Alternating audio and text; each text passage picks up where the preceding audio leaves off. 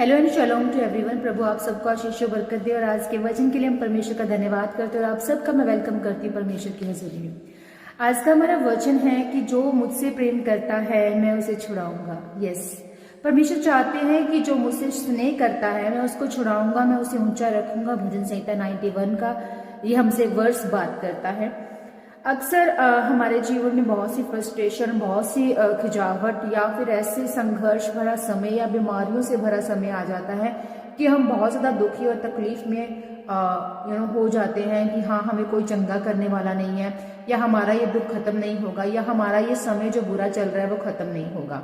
Bible में जितनी भी स्टोरीज लिखी गई हैं वो इस मकसद से लिखी गई हैं ताकि वो हमें बता सके। वो स्टोरीज हमें सीख देते हैं, हम उससे लेसन लेते हैं।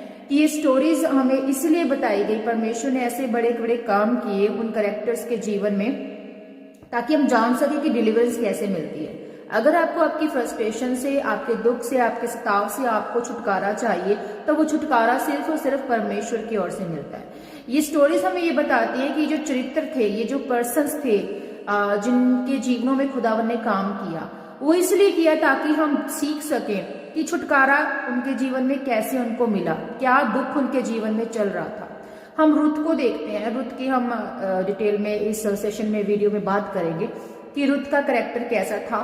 वो किस तरह से परमेश्वर को नहीं जानती थी पर फिर भी अपनी सास के साथ वो वफादार थी और परमेश्वर को वो जानने लगी। और परमेश्वर में वफादारी से, अपनी सास के साथ वफादारी से जब वो चलती गई तो परमेश्वर ने उसे फ्रूटफुल किया। हालेलुया।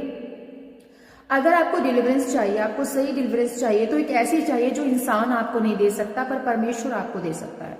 कुछ काम ऐसे होते हैं वो डॉक्टर नहीं कर सकते, वो इसलिए परमेश्वर कई बार चाहते हैं कि डॉक्टर भी वो काम ना कर सके ताकि आप परमेश्वर की महिमा को अपने जीवन में देखने पाए। तो खुदावन चाहता है कि हम डिलीवर हों। वो चीजें, वो ऐसे, वो हालात खुदावन इसलिए पैदा करता है ताकि हम परमेश्वर को जान सके, हम परमेश्वर की महिमा कर सकें।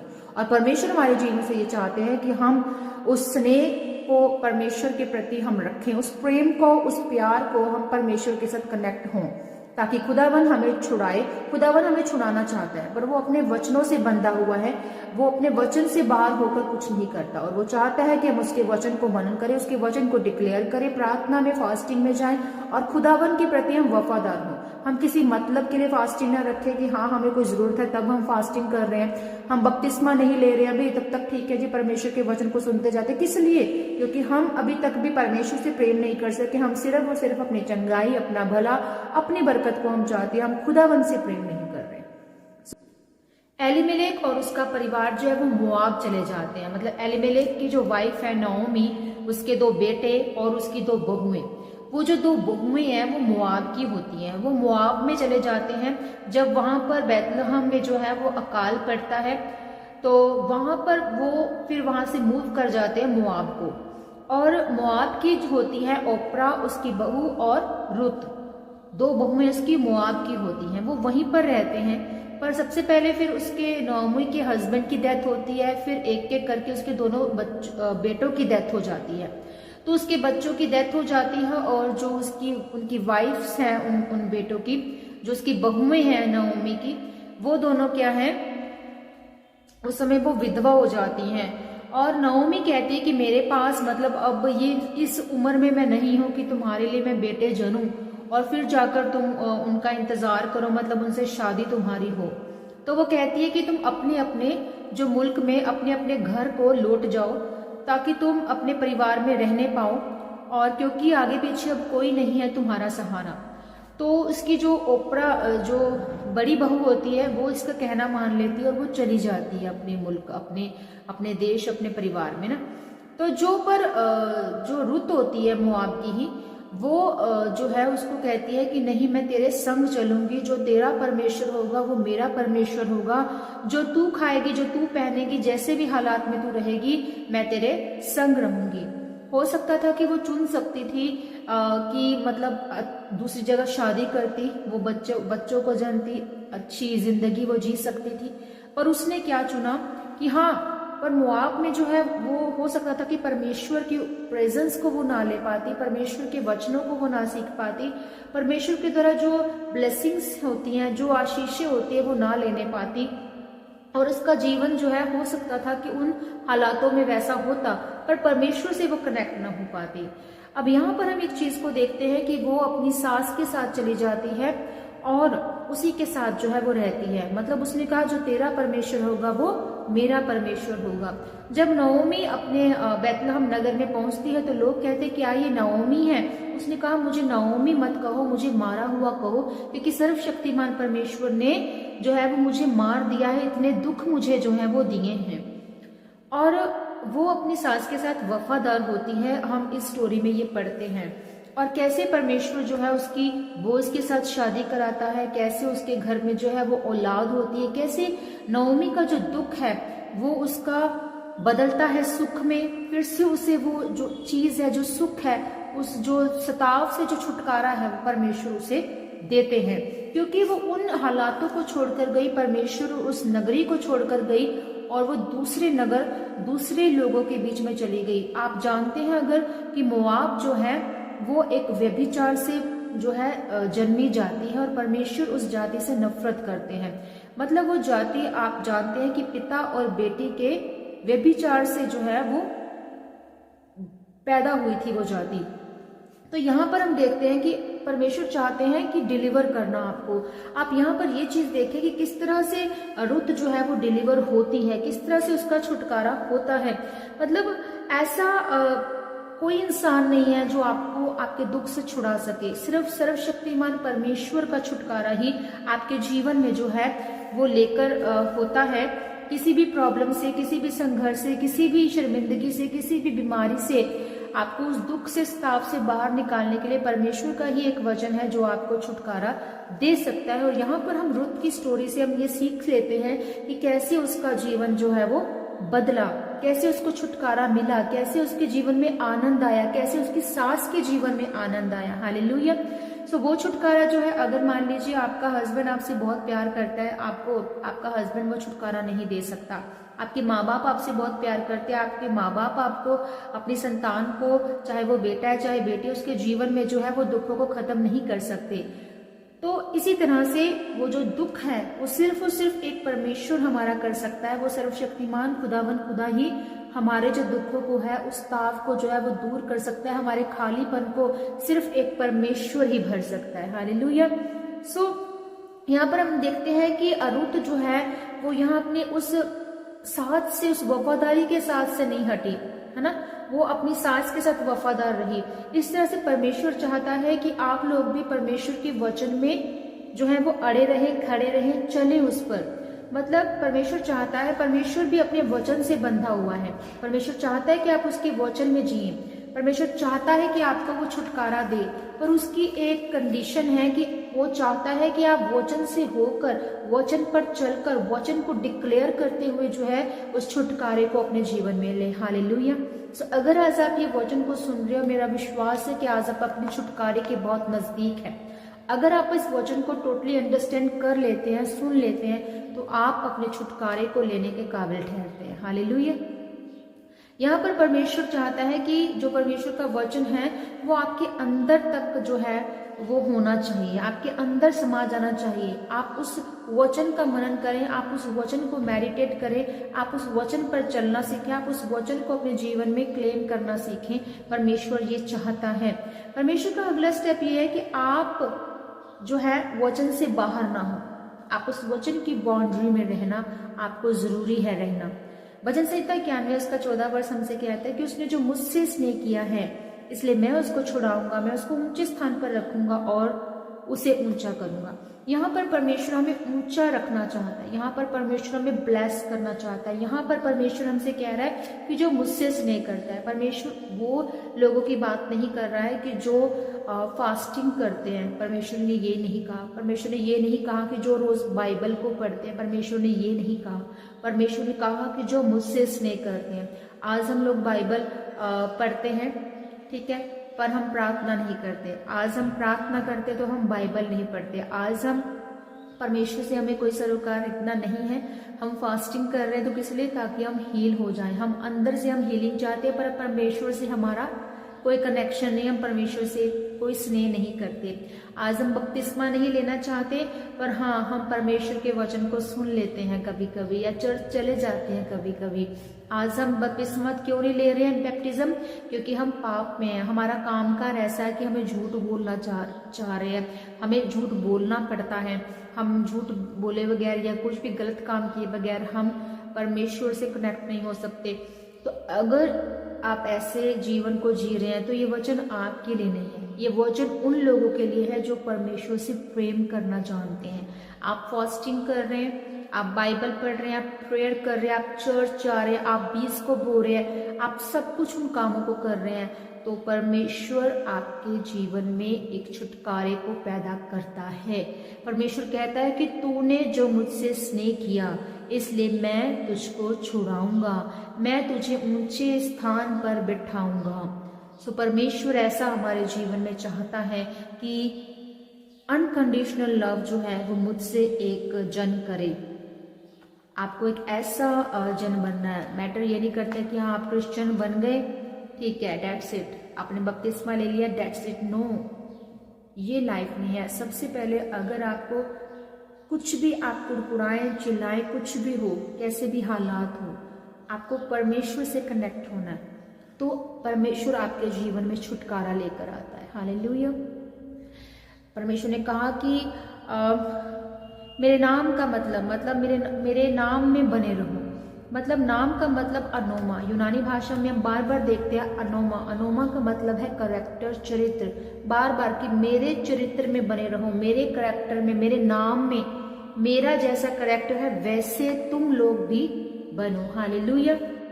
हम देख रहे हैं कि यीशु मसीह क्या कह रहे हैं कि हे पिता, मेरी नहीं पर तेरी मर्जी मेरे जीवन में पूरी हो। पर परमेश्वर प्रभु यीशु मसीह क्या चाह रहे हैं कि हो सके तो ये मौत का प्याला मुझसे टल जाए।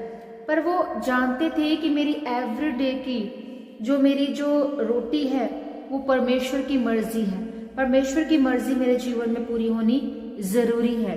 पर आज हम क्या कहते हैं परमेश्वर से कि नहीं परमेश्वर, मेरा ये काम होना बहुत जरूरी है, अगर तू मेरे जीवन में ये काम नहीं करता तो मैं तुझे छोड़ दूंगा, मैं तुझसे दूर हो जाऊंगा। मेरे घर में, हाँ, मेरी माँ बीमार है, मेरा बाप बीमार है, अगर इसकी बीमारी नहीं ठीक हुई, इकलौता सहारा मेरा यही है, अगर ये चंगे नहीं हुए तो मैं तुझे छोड़ दूंगा, अगर मेरा वीजा न लगा मैं तुझे छोड़ दूंगा। मतलब हमारी कोई भी जो सप्लाई अगर परमेश्वर से नहीं होती है, हम इस तरह से प्रार्थना करते हैं, इस तरह से डिमांड परमेश्वर के आगे रखते हैं, और परमेश्वर पर हमसे क्या चाहते हैं कि तू मुझसे स्नेह कर, तू मुझसे प्रेम कर, तू मुझे प्यार कर, तो मैं तुझे पूरे दिल से, पूरे जान से, जब तू मुझसे प्यार करता है, हर चीज में तू मेरे प्रति वफादार है, तू मेरे आगे झुकता है, प्रार्थना करता है, तो मैं तुझे ऊंचा करूंगा, मैं तुझे छुड़ाऊंगा, मैं तुझे चंगा करूंगा, मैं तुझे रिहा करूंगा। हालेलुया। हम यहाँ पर देखते हैं कि यीशु मसीह जो है वो मौत को सामने देखकर भी क्या कह रहे हैं कि पिता, मेरी नहीं तेरी मर्जी पूरी हो। वो जानते थे कि मेरी रोज की रोटी क्या है, वो जानते थे कि मुझे इस इच्छा में जीना है कि जो परमेश्वर की मर्जी है वो मेरे जीवन में भरी है। हालेलुया। हम देखते हैं परमेश्वर से हमें प्रेम करना बहुत जरूरी है, जैसे कि रुत ने किया। रुत 4 उसका 1 से 22 वर्ष में हम देखते हैं। अब वहां पर हम 14 से 15 में और 17 तक पढ़ना चाहूंगी कि वहां पर लिखा है कि तब स्त्रियों ने नाओमी से कहा कि यहोवा धन्य है जिसने तुझे आज छुड़ाने वाले कुटुंबी के बिना नहीं छोड़ा। इजराइल में इसका बड़ा नाम हो और ये तेरे जी में जी ले आने वाला हो और तेरा बुढ़ापे में पालने वाला हो, क्योंकि तेरी बहू जो तुझसे प्रेम रखती है 7 बेटों से भी तेरे लिए श्रेष्ठ है, उसी का ये बेटा है। फिर नाओमी उस बच्चे को अपनी गोद में रखकर उसकी धाई का काम करने लगी और उसकी पड़ोसी ने ये कहकर नाओमी के एक बेटा उत्पन्न हुआ है, लड़के का नाम ओबेद रखा। यह यिशै का पिता और दाऊद का दादा वही हुआ। तो ये जो दाऊद पैदा हुआ वो इसी वंशावली में से जो है वो चला, वो पैदा हुआ। यहाँ पर हम देखते हैं कि किस तरह से परमेश्वर ने रुत को आशीषित किया, किस तरह से परमेश्वर ने उसकी सास को आशीषित किया, उसे शांति दी, उसको छुटकारा दिया, उसके स्ताव को खत्म किया, रुत के स्ताव को खत्म किया। अगर आप विश्वास करते हैं तो आप सदा का जीवन पाते हैं। पर आज हम क्या कर रहे हैं, हम परमेश्वर के साथ बिजनेस कर रहे हैं। हमें बिजनेस नहीं करना, हमें सौदा नहीं करना, हमें परमेश्वर से प्रेम करना है। जो छुटकारा होता है वो जग जाहिर होना चाहिए। जग जाहिर होना चाहिए मतलब परमेश्वर चाहता है हमारे बच्चों को छुटकारा देना, हमारे हस्बैंड को, हमारी वाइफ को, हमारी फैमिली को छुटकारा देना। परमेश्वर चाहते हैं कि हमारी फैमिली में छुटकारा आए। परमेश्वर चाहते हैं कि हमारे जीवन के हर एक हिस्से में छुटकारा आए। वो छुटकारा जो दुनिया देती, वो छुटकारा जो हम कहें कि हाँ परमेश्वर ऐसा परमेश्वर है, इसका जो जिसने ये काम किया वो परमेश्वर महान है इसका, और वो इस परमेश्वर को मानता है या मानती है। सो खुदावन चाहता है कि किस तरह से हमें छुटकारा देना चाहता है। खुदावन चाहता है कि हम छुटकारा लें, क्योंकि परमेश्वर चाहता है कि हम छुटकारे में जाएं। यहाँ हम देखते हैं कि नॉन बिलीवर थी रुत जो थी, वो ऐशो आराम की जिंदगी को जी सकती थी जैसा कि मैंने कहा, पर उसने वो सब कुछ नहीं लिया। उसने परमेश्वर में उस नओमी को चुना, अपने सास को चुना। वो जानती थी कि हाँ परमेश्वर ऐसा काम नहीं कर सकते, वो परमेश्वर जिसे ये मानते हैं, मतलब कुछ ना कुछ तो कमी इस फैमिली में रही होगी, ना कि परमेश्वर में।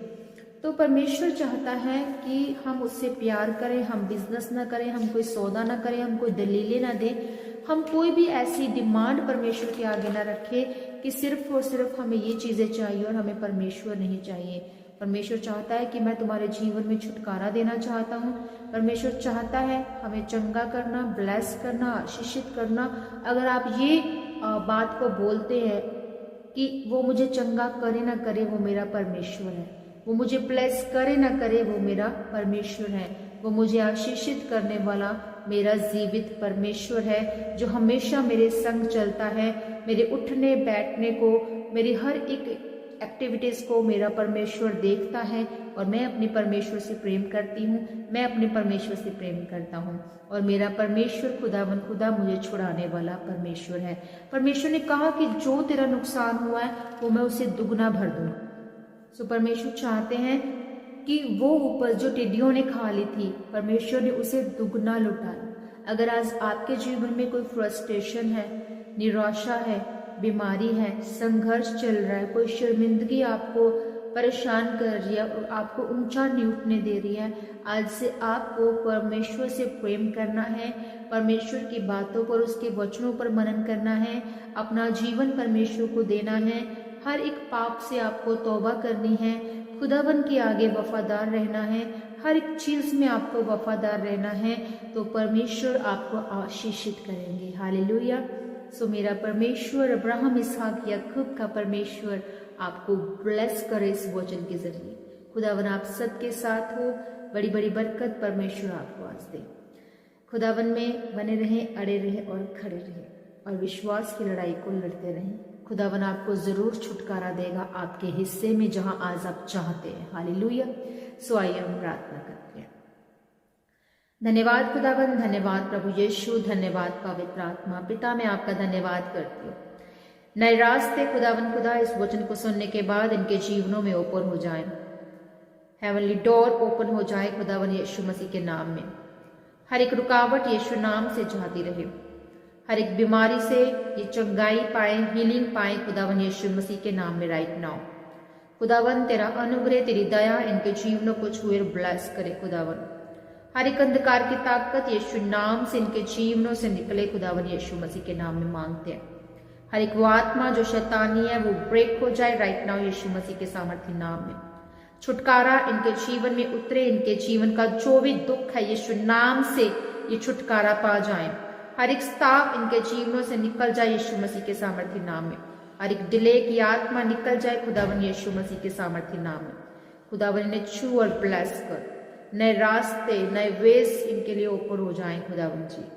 खुदावन तेरा अनुग्रह, तेरी दया इनके जीवनों को छुए और बहाल करे। खुदावन यीशु मसीह के नाम में इस प्रार्थना को मांग लेते हैं। आमीन, आमीन, आमीन। प्रभु आप सबके साथ हो, खुदावन में बने रहें और परमेश्वर का धन्यवाद करते रहें, परमेश्वर के वचनों पर चलते रहें। प्रभु आप सबको आशीष बरकत दे। सभी को जय मसीह।